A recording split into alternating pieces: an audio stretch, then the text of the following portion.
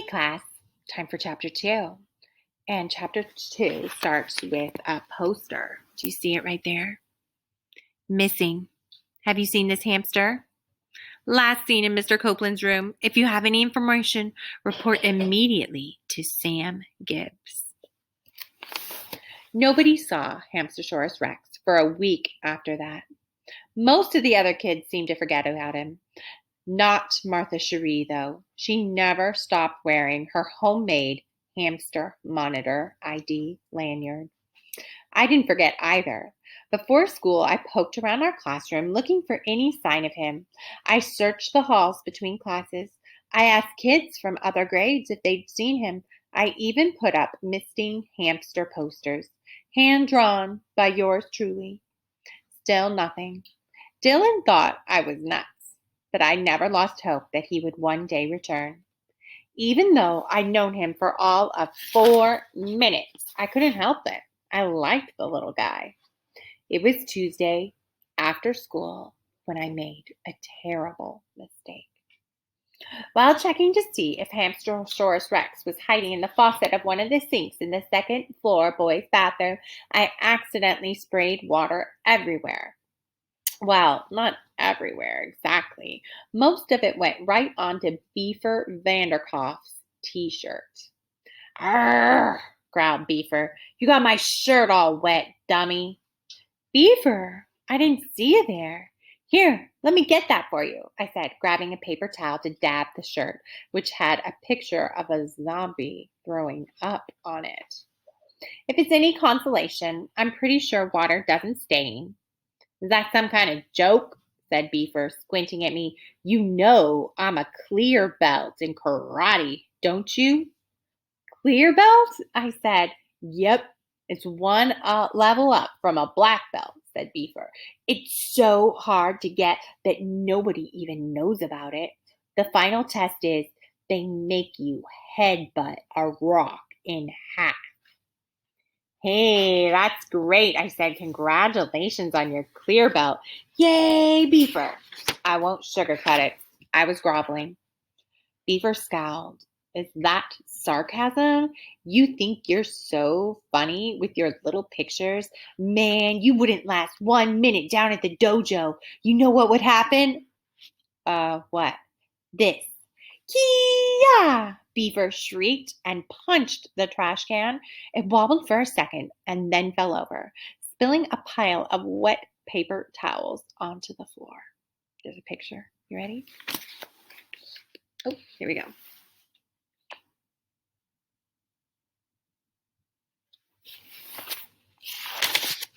Wait, I said, genuinely confused. I'm the trash can in this scenario or the guy fighting it? Shut up, hissed Beaver, clutching his knuckles and gritting his teeth in pain. Someone like you or me might have guessed that punching a metal object would hurt your hand. Beaver had to figure things out for himself.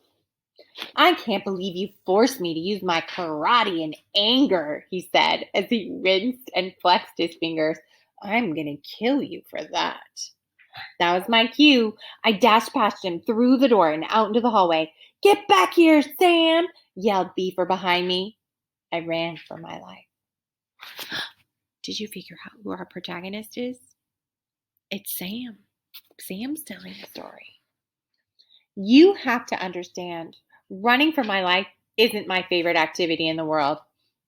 In fact, running for any reason is pretty low on the list. I enjoy reading comic books.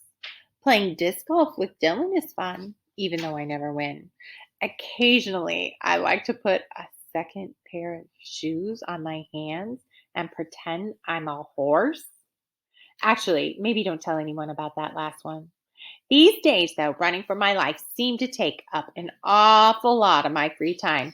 Thanks to Beaver, it was my #1 forced activity. It all went back to my actual favorite activity in the world, drawing. I love to draw stuff. Always have. Other kids used to think it was cool, almost like a magic trick. That changed last year. I just mastered drawing robots punching each other's heads off, and I wanted to work on my character skills. For practice, I drew a caricature of every kid in our class. I wasn't going to show them to anybody. Okay, I showed them to Dylan. She laughed at hers. But one day I accidentally left my sketchbook in the library. Caroline Moody found it, and soon everyone had seen their official Sam Gibbs portrait. They were all pretty mad, except Martha Cherie, who was eerily flattered. Angriest of all was Beaver Vanderkoff. I'll admit, the stink lines drawn around his head may have crossed a line. I still wasn't exactly popular with the other kids, but only Beaver wanted to flatten me. As far as I could tell, flattening people was one of 3 things he actually cared about, along with horror movies and processed food. Without a zombie DVD or a package of Buncho's Southwest-style teriyaki ranch flavor wedges, a Smiles Corporation product, to distract him, I was in serious trouble. I'm going to hit you so hard that you forget how to do long division, he yelled as he chased me. Seriously, this beating is going to affect your report card. I had only one hope. Beaver probably wouldn't pummel me in front of Mr. Copeland. I ran toward our classroom. As I skidded around a corner, my heart sank. The lights were off. The room was empty. Mr. Copeland had already gone home for the day. That meant the door would be locked. In desperation, I tried anyway. Success! The knob turned. I ducked inside, closed the door, and locked it behind me. Then I got down on all fours and hid behind a row of desks. I won't sugarcoat it. I was cowering. I could hear Beaver outside now, right outside the door. Where are you, Sam? He yelled. Seriously, you better not be reading my diary. There's personal stuff in it. I mean, I don't keep a diary. Shut up! He tried the knob. It turned. I heard the door swing open. I buried my face in my palm. Of course, Mr. Copeland had locked the door before he left. It was just that the lock was broken. Beaver stepped inside. You're in here somewhere, Sam, he said. Believe me, I've had enough detentions to know every single inch of this classroom. You can't hide from me. I'll find you. I'm like a modern-day sunblock Holmes. Silently, I crawled along the row of desks. Things were getting desperate now. I looked around for something, anything that might save me. Graphing calculator? Nope. Tube of paint stuff? Nope. Walrus puppet? Nope. I could go no farther. I was in the corner of the room, right underneath the big, misshapen model of the solar system that hung from the ceiling. We were told that some kid last year had made it out of old pennies and plastic wrap for something called Science Night. It was terrible, but too heavy to move, so Mr. Copeland left it up. Found you, said Beaver. I turned. Oh, hi, Beaver, I said, trying to sound casual. Now you must choose your destiny, Sam, he said. Do you want Nerd Smasher? He held up his left fist. Or Dweeb Crusher? He held up his right fist. What are the pros and cons? I said, playing for time. Quit stalling, Sam. Okay, fine. Did you say one was called Nerd Smasher? Nerd Smasher? Nerd Smasher. Nerd Smusher would be a ridiculous name for a fist. Right. Sorry. From the corner of my eye, I saw movement up above me.